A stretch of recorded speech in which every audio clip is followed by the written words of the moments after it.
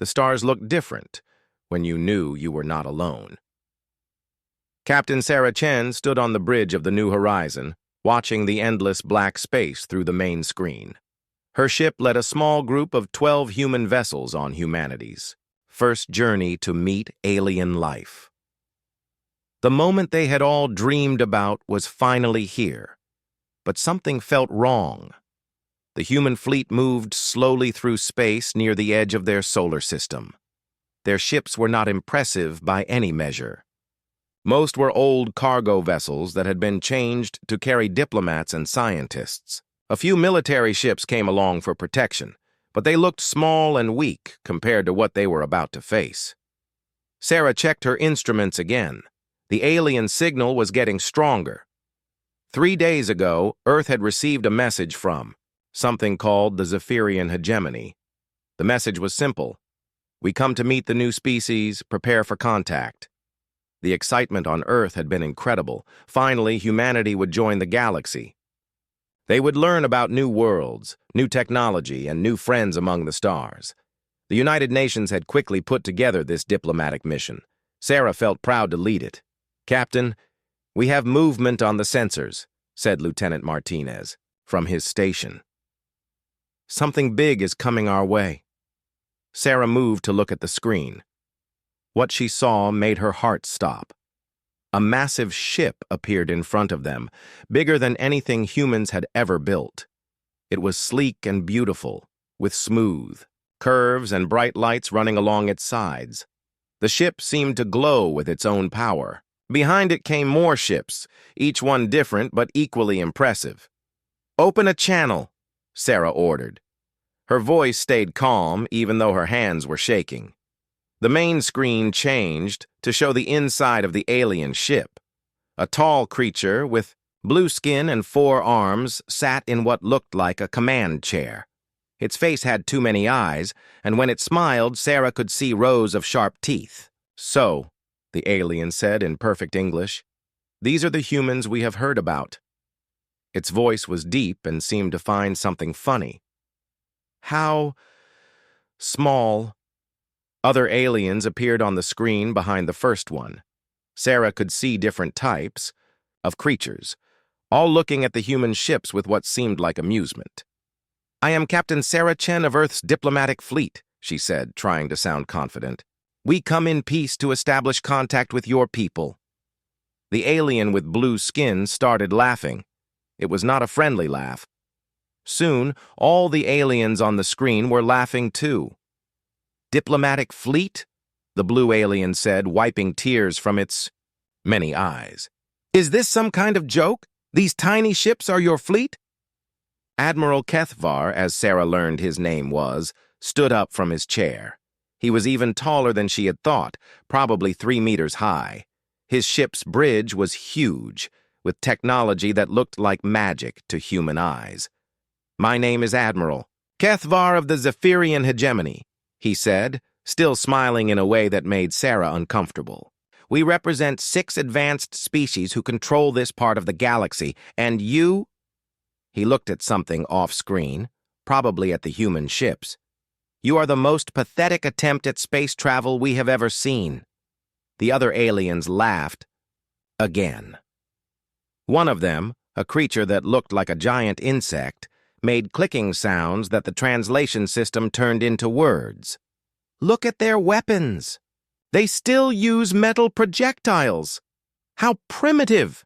Sarah felt her face get hot with anger, but she kept her voice steady. "We may not have advanced technology, but we come with honest intentions. We seek friendship and peaceful relations." "Peaceful relations?" Kethvar repeated the words like they were funny. "Little human, you do not understand your situation. You are like children playing with toys, trying to join a game meant for adults." The Admiral walked closer to his screen, his face filling Sarah's view. "Let me explain how this works. The galaxy has rules. Strong species protect weak species. In return, weak species serve strong species. It is a simple system that has worked for thousands of years." Sarah felt a cold fear growing in her stomach. "What are you saying?" I am saying that your species now belongs to the Zephyrian hegemony. You will provide us with workers, resources, and anything else we need. In return, we will protect you from other dangers in the galaxy. And if we refuse? Sarah asked, though she already knew the answer. Kethavar's smile became even wider. Then we will teach you why refusal is not an option. Do not worry, little human. We will not destroy all of you. We need some alive to serve as examples to others. The Admiral turned to speak to his crew. Record this conversation. Send it to all our allied species. Let them see how we handle new civilizations. It will be educational. Sarah looked around. Her bridge. Her crew was staring at the screen with fear and anger on their faces. Lieutenant Martinez had his hand on his weapon, but Sarah shook her head. Fighting now would only get them all killed. We need time to consider your offer, Sarah said carefully. Offer? Kethavar laughed again. This is not an offer, human. This is reality. But I am feeling generous today. You have 72 hours to contact your home world and arrange for your species' surrender. After that, we will begin the educational process. The alien ships moved closer to the human fleet. Sarah could see their weapons powering up, bright lights that could probably destroy her entire group in seconds. Do not try to run, Kethavar warned. Our ships are much faster than yours. Do not try to fight. Our weapons are much stronger than yours. Do not try to hide. Our sensors can find you anywhere in this system. One of the other aliens, a creature covered in scales, spoke up. Admiral, shall we destroy one of their ships now, just to show them we are serious? Kethavar considered this for a moment. No, not yet. Let them carry our message back to their world. Fear spreads faster than fire, and we want all humans to know what is coming. Sarah tried one more time. Please, Admiral, there must be some other way. We can offer trade, knowledge, cultural exchange. We do not want to be anyone's slaves. Slaves? Kethavar seemed surprised. Who said anything about slaves?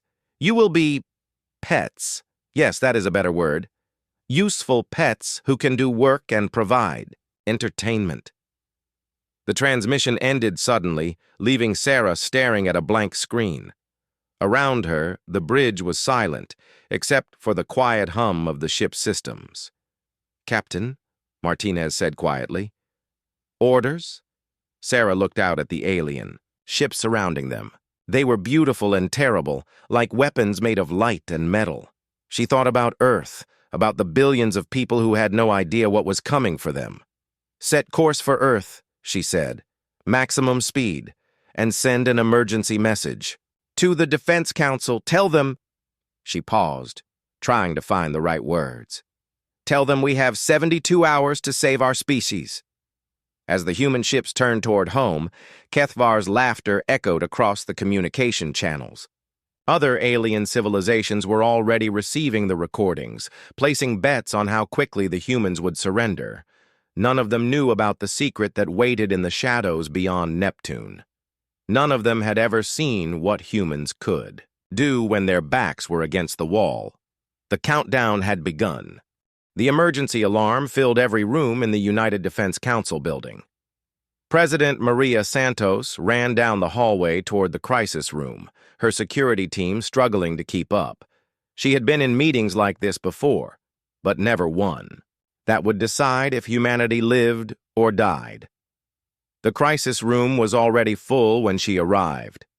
General Harrison stood at the main screen, his face gray with worry. Scientists, military leaders, and diplomats filled the seats around the long table. Everyone looked scared. Show me the recording, President Santos said as she took her seat. The screen lit up with Admiral Kethavar's face. Santos watched the entire conversation between the alien and Captain Chen. When it ended, the room was silent for a long moment. How long until they reach Earth? Santos asked. Their ships are faster than ours, General Harrison replied. If they leave their current position now, they could be here in 36 hours, maybe less. Dr. Elizabeth Park, the head of the Space Defense Program, raised her hand. "Madam President, we need to discuss Project Mjolnir." Santos nodded. She had hoped this day would never come, but they had prepared for it anyway. "Clear the room of everyone without Alpha clearance." Half the people in the room left, looking confused and worried. Only the most trusted leaders remained. When the door closed, Dr. Park stood up and moved to a different screen. 30 years ago, we started Project Mjolnir, she began. We knew that someday we might meet aliens. We also knew they might not be friendly, so we built an insurance policy. The screen showed a dark area of space near Neptune. At first, it looked empty. Then the image zoomed in, and Santos could see something massive hidden in the shadow of Triton, Neptune's largest moon. "The UDS Terra's Wrath," Dr. Park continued. 15 kilometers long, the largest ship humanity has ever built. We have been working on it in secret for 3 decades. General Harrison stepped forward. "The ship is not pretty like the alien vessels. We built it for one purpose only, to fight and win against superior technology." Santos studied the image. The ship looked nothing like the sleek alien vessels from the recording. It was angular and brutal, covered in armor and weapons. It looked like a giant metal brick with guns attached. "What can it do?" Santos asked. "The aliens use energy weapons and shields," Dr. Park explained. "So we went the opposite direction. The Terra's Wrath uses kinetic weapons, rail guns that fire solid metal projectiles at incredible speeds. We also loaded it with nuclear missiles, which most advanced civilizations stopped using long ago." "The armor is not energy shields, General," Harrison added. "It is thick metal and ceramic plating designed to absorb energy attacks. Sometimes the old ways work better than the new ways." Santos felt a small spark of hope. "How many crew does it need?" "The ship has been running with a skeleton crew for years," Dr. Park said, "but we can have it fully operational in 18 hours. Captain Elena Vasquez has been training for this mission her entire career." "There is something else," General Harrison said. "The aliens think they are dealing with primitive humans who barely know how to fly in space. They do not know about our secret weapons programs, our hidden research stations, or our backup plans." Santos looked around the room at the faces of humanity's best and brightest. "What are our chances?" "Honestly," Dr. Park sighed, "we do not know. We have never fought aliens before, but the Terra's Wrath was designed specifically to fight enemies with advanced technology. Sometimes being underestimated is an advantage." T.A. President made her decision. "Activate Project Mjolnir. Get that ship ready for battle. What about our other defenses?" "We have ships stationed throughout the solar system," General Harrison said. "Mars Base, the asteroid mining stations, the research vessels near Jupiter. They are not warships, but they can fight if needed. And Captain Chen's diplomatic fleet? They are heading back toward Earth now. The aliens are following them but keeping their distance. They seem to be enjoying the chase." Santos felt anger burning in her chest. The aliens thought this was a game. They thought humans were weak and stupid. They were about to learn how wrong they were. "Send emergency broadcasts to every human settlement," she ordered. "Tell them what is happening. Tell them we are going to fight, and activate all our backup plans." Across the solar system, humanity began to move. On Mars, the terraforming stations stopped their peaceful work and started building weapons. In the asteroid belt, mining ships loaded their cargo holds with explosives instead of ore. On the research stations near Jupiter, scientists who had been studying the planets suddenly became military engineers. The message went out on every frequency. "This is not a drill. Humanity is under attack. All citizens should prepare for war. This is not a drill." On Earth, people watched the news with shock and fear. But there was something else in their faces, too. Determination. Humans had always been good at one thing: fighting back when cornered. In the hidden shipyards near Neptune, Captain Elena Vasquez walked through the corridors of the Terra's Wrath. She had been born on this ship and raised to command it. Her parents had worked on Project Mjolnir and their parents before them. 3 generations of her family had prepared for this moment. The ship was waking up around her. Weapons systems came online. The massive railguns began their charging sequence. Nuclear missiles were loaded into launch tubes. The crew moved through their stations with quiet efficiency. "Status report," Vasquez said as she entered the bridge. "All systems green, Captain," replied Commander Torres, her second in command. "The ship is ready for battle." Vasquez looked at the main screen, which showed the alien fleet in the distance. "How long until they reach Earth?" 24 hours, assuming they maintain current speed. "And how long until we can intercept them?" 18 hours if we leave now." Vasquez nodded. The timing would be close, but it would work. "Take us out." "Of hiding. It is time to show these aliens what humans can really do." The Terra's Wrath began to move, its massive engines pushing it away from Neptune's moon. For the first time in 30 years, the ship left its hiding place and headed toward battle. Meanwhile, the Zephyrian fleet continued its slow pursuit of the human diplomatic ships. Admiral Kethvar was enjoying himself, making jokes about human cowardice while other alien civilizations watched the live feed. "Look how they run," he said to his bridge crew, "like scared animals fleeing from predators. This will be over before it begins." None of the aliens noticed the massive energy signature that had just appeared on the edge of their sensor range. None of them suspected that humanity's real military might was just now revealing itself. The trap was set. Soon, the hunters would become the hunted. Captain Sarah Chen watched Jupiter grow larger on her screen as her damaged fleet limped toward the giant planet. Behind them, the alien ships followed like predators playing with wounded prey. The past 12 hours had been a nightmare of running and hiding, but now there was nowhere left to run. "Captain, we are receiving signals from the Jupiter defense stations," Lieutenant Martinez reported. "Admiral Morrison is requesting permission to engage the aliens." Sarah felt her heart sink. Admiral Morrison commanded the small group of ships stationed near Jupiter, mining vessels, research ships, and a few patrol boats. They were brave, but they stood no chance against the Zephyrian fleet. "Tell the Admiral that we are coming in. Fast," Sarah replied. "And tell him to make every shot count." The alien fleet had been toying with them since they left the edge of the solar system. Occasionally, one of the alien ships would fire a warning shot that would miss by just a few meters. Admiral Kethvar seemed to enjoy watching the humans panic and scatter. But the games were about to end. Sarah could see it in the way the alien ships were positioning themselves. They were getting ready for the final attack. "All ships, this is Captain Chen," she broadcast to her small fleet. "We are about to engage superior forces near Jupiter. Our job is to buy time for Earth to prepare its defenses.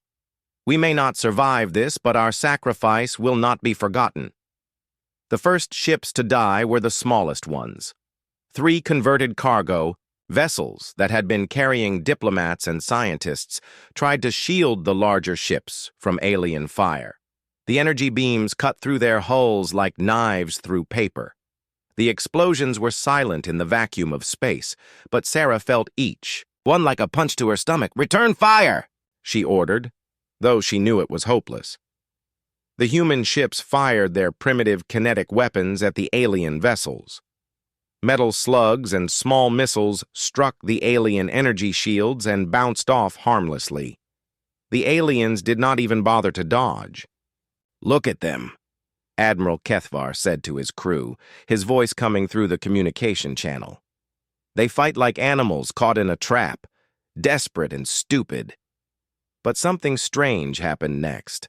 One of the human ships, a small patrol vessel called the Defiant, suddenly changed course and headed straight for the nearest alien destroyer. "What is that fool doing?" Kethvar demanded. Captain Williams of the Defiant had made a decision. His ship was already damaged and would not last much longer, but maybe he could accomplish something before he died. "This is for Earth," Williams shouted over the radio as his ship slammed into the alien destroyer at full speed. The collision did not destroy the alien ship, but it cracked the energy shields and caused serious damage to the hull. For the first time since the battle began, an alien vessel was actually hurt. "Impossible," one of the alien crew members said. "Their ship is too small to cause meaningful damage." But Admiral Kethvar was no longer smiling. He had not expected humans to be willing to die just to scratch his ships. Most civilized species surrendered long before resorting to suicide attacks. "All ships, concentrate fire on the remaining humans," he ordered. "End this quickly." The alien weapons began firing in earnest now. Beam after beam of deadly energy reached out across space to find human targets. The research vessel Discovery exploded when 3 beams hit it at once. The cargo ship New Delhi lost its engines and began spinning helplessly through space. But the humans did not give up. Admiral Morrison's Jupiter Defense Force arrived just as Sarah's fleet was being destroyed. His ships were not warships, but they had been modified with whatever weapons the engineers could build. "This is Admiral Morrison," his voice crackled over the radio. "All Jupiter ships attack pattern Delta. Make them pay for every meter." The mining ships had been loaded with explosive charges meant for asteroid braking. Now they fired these charges at the alien fleet like enormous shotgun blasts. Most missed, but a few found their targets and caused more damage to alien shields. A research vessel called the Galileo had been equipped with an experimental plasma cutter for scientific work. The scientists aimed it at an alien cruiser and held down the trigger. The beam was not powerful enough to penetrate the alien shields, but it overloaded them for several seconds. "Their shields are down!" Morrison shouted. "All ships, target that cruiser!" Human ships fired everything they had at the unprotected alien vessel. Kinetic rounds, missiles, and even pieces of scrap metal found their mark. The alien cruiser's hull began to crack under the assault. For a moment, Sarah felt hope. Maybe they could actually hurt these invaders. But the moment did not last long. The alien cruiser's shields came back online, and its weapons turned toward the Jupiter Defense Force. 3 human ships disappeared in flashes of light. "Enough games," Admiral Kethvar announced. "Destroy them all." The full power of the Zephyrian fleet focused on the remaining human ships. Sarah watched her companions die one by one, their hulks tumbling through space around Jupiter's moons. The New Horizon was hit by an energy beam that melted through the rear hull. Emergency alarms filled the bridge as atmosphere leaked out into space. "Hull breach in sections 4 through 7, Martinez reported. "We are losing life support." Sarah looked around her bridge at the faces of her crew. They were afraid, but they were still fighting. She was proud of them. Martinez, "Can we still navigate?" "Yes, Captain, but not for long." Sarah made her decision. If she was going to die, she would die like Captain Williams, taking an alien ship with her. "Set course for Admiral Kethvar's flagship," she ordered. "Full speed." "Captain, that is suicide," Martinez protested. "No," Sarah replied. "That is buying time."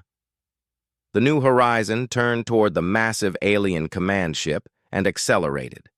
More energy beams reached out to stop it, but Sarah's ship was small and fast. She managed to dodge most of the incoming fire. "This is Captain Chen to any human vessels still fighting," she broadcast. "Tell Earth we tried. Tell them the aliens are not as strong as they pretend to be. Tell them to never give up."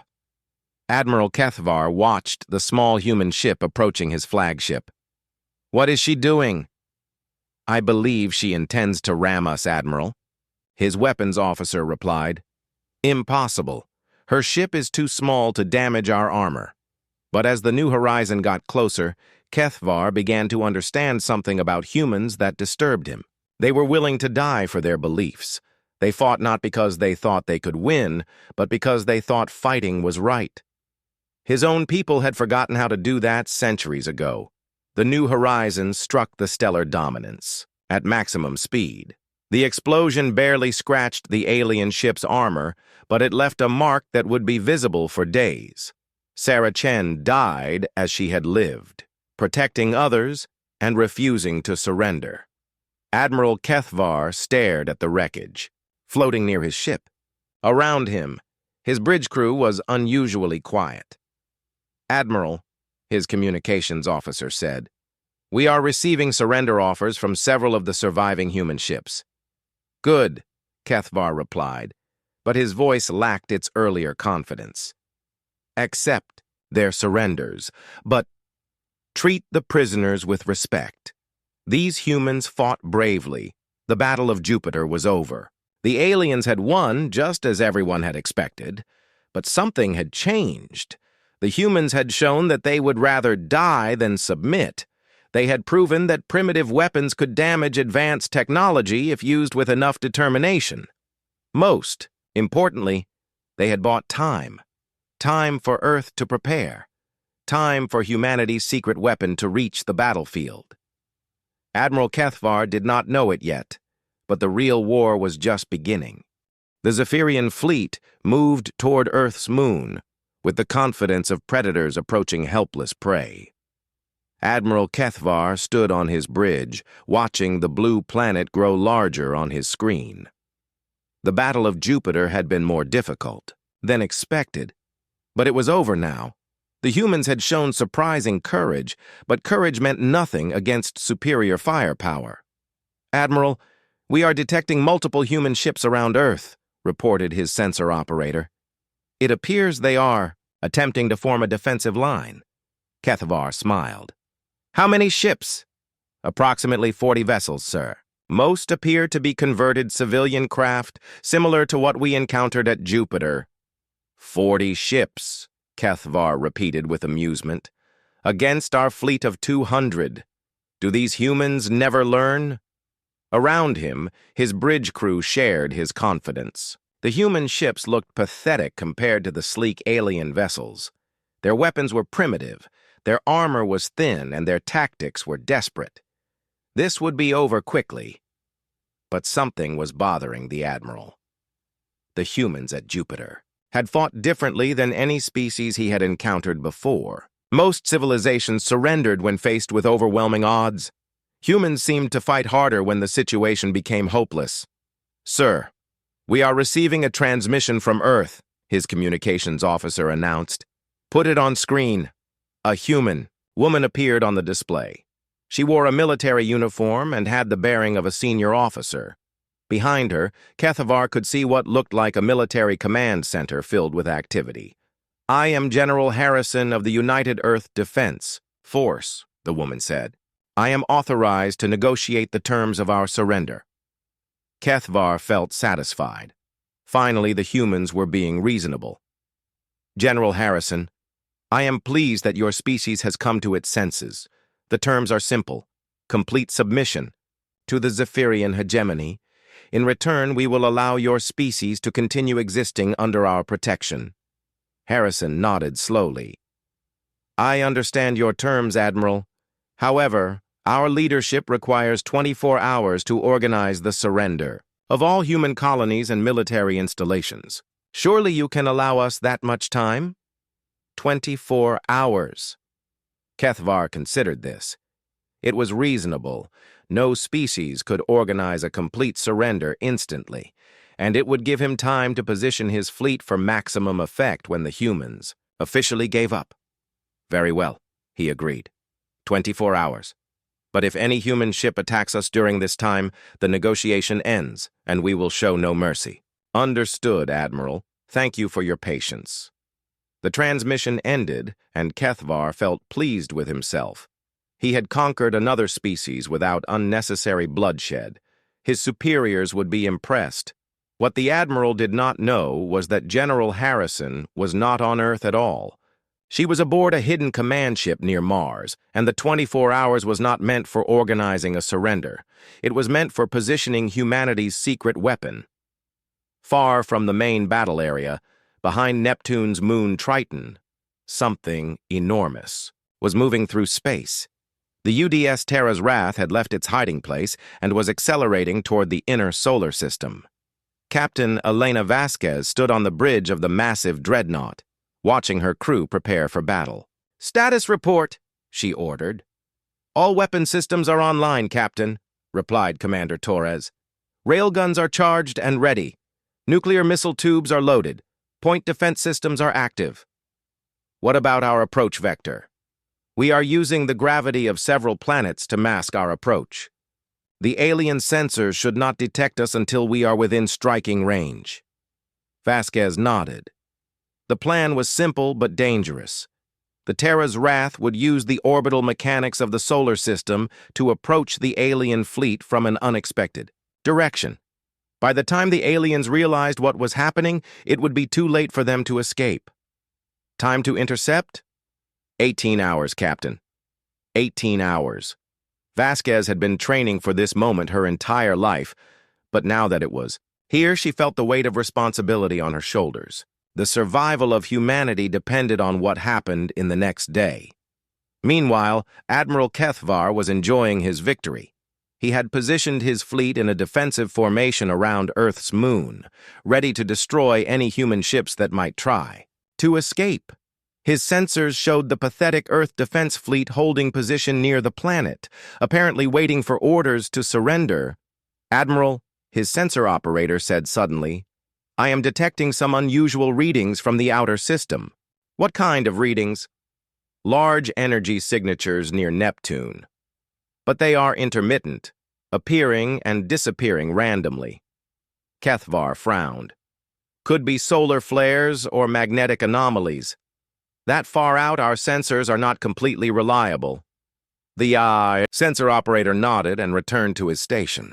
He did not mention the readings again, assuming they were natural phenomena. It was a mistake that would cost the Zephyrian fleet dearly. Hours passed. The human ships near Earth remained in position, neither attacking nor fleeing. Kethvar began to grow impatient. He wanted this over with so he could return to Zephyrian space and report his success. "Admiral," his communications officer announced, "we are receiving another transmission from the humans." General Harrison appeared on screen again, but this time she looked different, more confident, more dangerous. "Admiral Kethvar," she said, "I have been in contact with our leadership regarding your terms." "And?" Kethvar prompted. Harrison smiled, and it was not a friendly expression. "Our answer is no." The transmission ended abruptly, leaving Kethvar staring at a blank screen. Around him, his bridge crew looked shocked. "Sir, the human ships are moving," the sensor operator reported. "They are forming an attack formation." Kethvar shook his head in disbelief. "They cannot be serious. Do they think 40 ships can defeat our entire fleet?" But even as he said it, something was nagging at the back of his mind. The humans had been stalling for time. But why? What could they accomplish in 24 hours that they could not accomplish immediately? "Sir," the sensor operator called. Out suddenly, his voice filled with alarm. "Massive energy signature detected. Something big is approaching from the Neptune sector." On screen, the main display changed to show the outer system near Neptune's moon. At first, there was nothing visible except stars and empty space. Then, slowly, something began to emerge from the shadows. It was huge, bigger than any ship in the Zephyrian fleet. 15 kilometers of angular, brutal-looking metal and weapons. It moved with the steady purpose of a predator, its surface covered in armor plating and gun turrets. "What is that thing?" someone whispered. Kethvar felt his confidence drain away like water from a broken container. "Scan it. I want to know everything about that ship." The sensor data came back quickly, but what it revealed made no sense. The ship's weapons were primitive kinetic railguns and nuclear missiles. Its armor was not energy shielding, but thick metal plating. Its design was blocky and functional, with no concern for aesthetics. "Admiral," his weapons officer said nervously, "that ship appears to be armed with hundreds of high-velocity mass drivers and nuclear weapons. Lots of them." Nuclear weapons? Kethvar repeated in disbelief.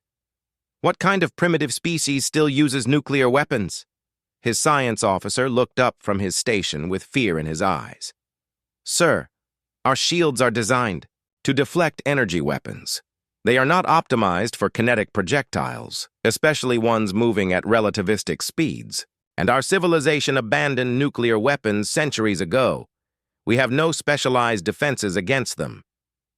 For the first time since the invasion began, Admiral Kethvar felt afraid. The humans had not been stalling for time to organize a surrender.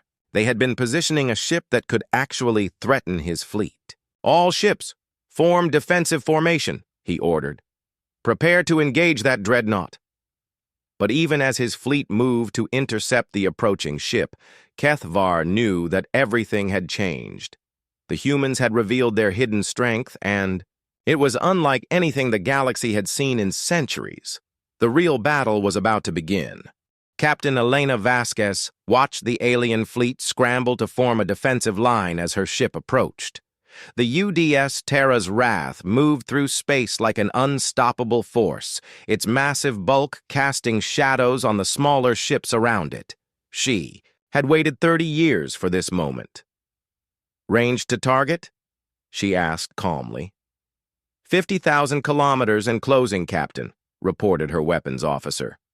All railguns are charged and ready. Nuclear missiles are loaded and standing by. Admiral, Kethvar is trying to contact us, added the communications officer. Put him on screen. The bridge display showed the alien admiral standing on his command deck. His earlier confidence was gone, replaced by confusion and growing fear. Behind him, Vasquez could see his crew working frantically at their stations. Human. Vessel, Kethvar said, trying to sound authoritative. You are outnumbered 200 to 1. Surrender now and we will spare your crew. Vasquez smiled coldly. Admiral, my name is Captain Elena Vasquez of the United Earth Defense Force.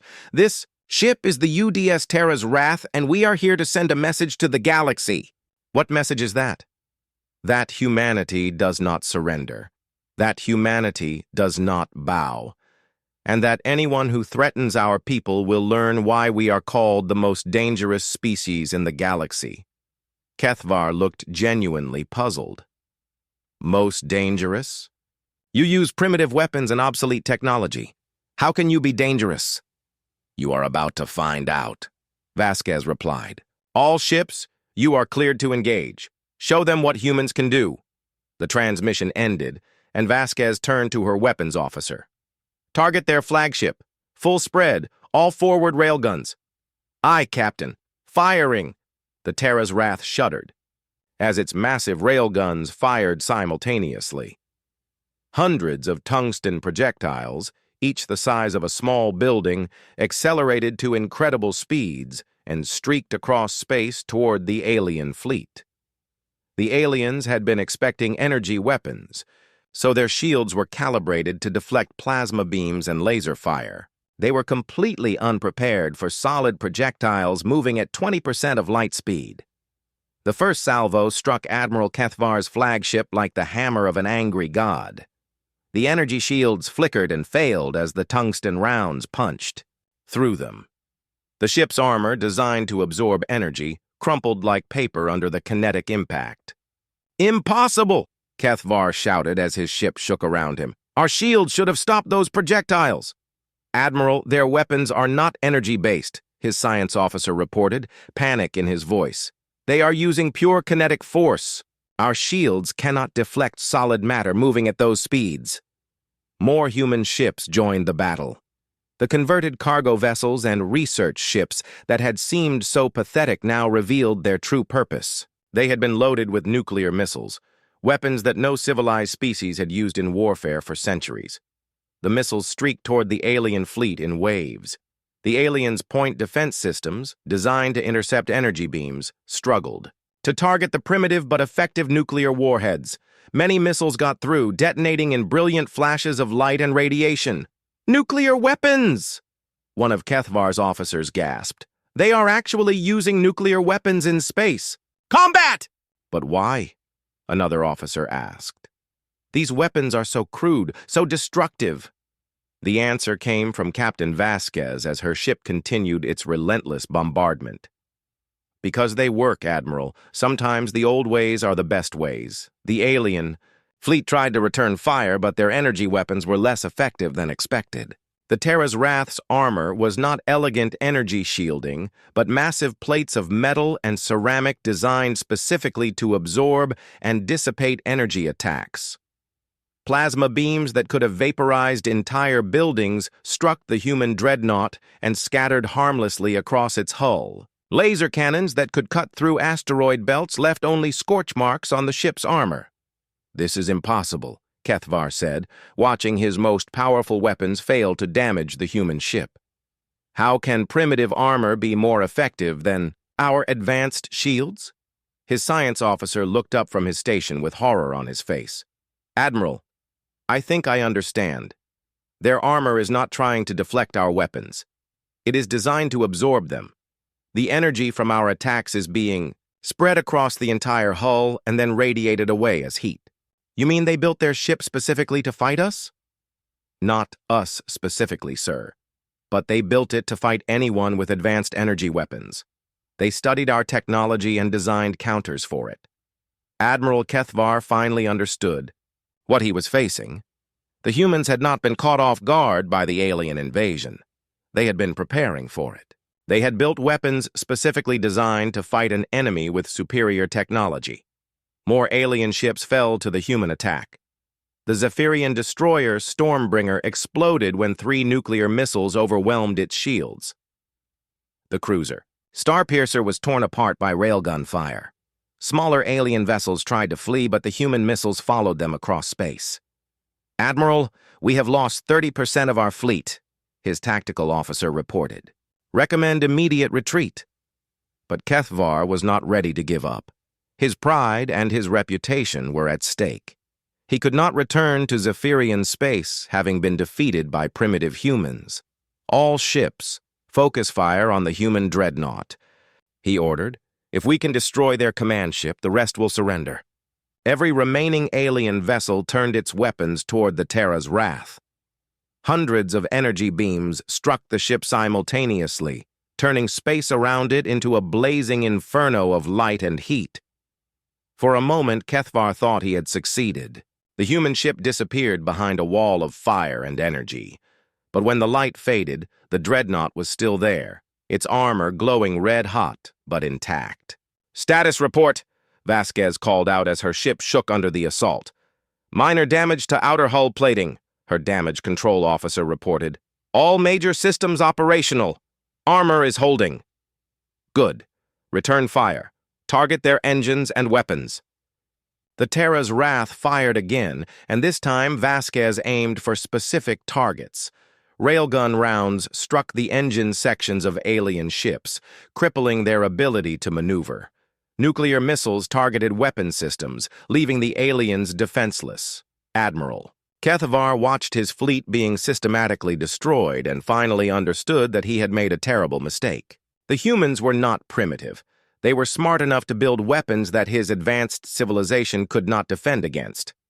"Sir, the Starhammer is reporting total engine failure," his communications officer announced.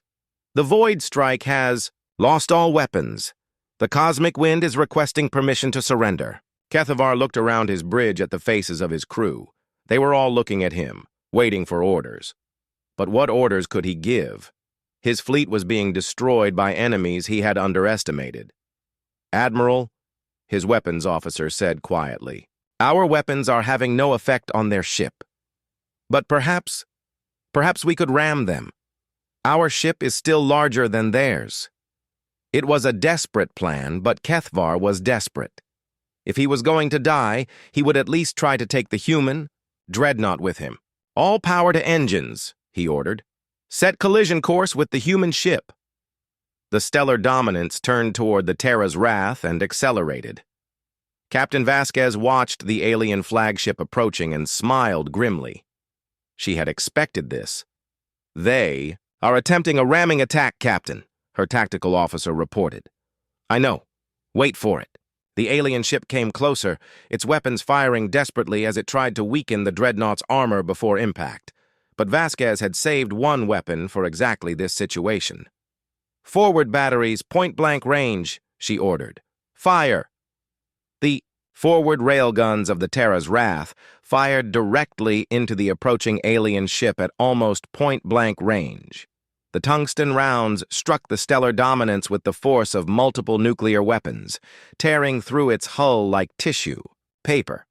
Admiral Kethvar died still wondering how primitive humans had defeated his advanced fleet. His flagship exploded in a brilliant flash, its wreckage tumbling through space. The remaining alien ships, seeing their commander's death, finally broke and ran. They fled toward the edge of the solar system, broadcasting desperate messages to their homeworlds about the unexpected human military capabilities. Captain Vasquez watched them go without pursuit. Her mission was to defend Earth, not to hunt down fleeing enemies. "Captain, we are receiving surrender requests from the damaged alien vessels," her communications officer reported. "Accept their surrenders. Take them prisoner and treat them well. We are not barbarians." Across the galaxy, alien civilizations received the recordings of the battle with shock and disbelief. The humans, who had seemed so weak and primitive, had destroyed a Zephyrian fleet using weapons that most species had discarded centuries ago. Overnight, humanity's status in the galaxy changed completely. Diplomatic envoys who had ignored Earth's messages suddenly began requesting meetings. Trade offers arrived daily. Military alliances were proposed. The galaxy had learned an important lesson: never underestimate humans. Sometimes the most dangerous enemy is the one you think is weakest. And in the shadow of Neptune, the Terra's Wrath continued its patrol. A silent reminder that humanity would never again be anyone's slaves.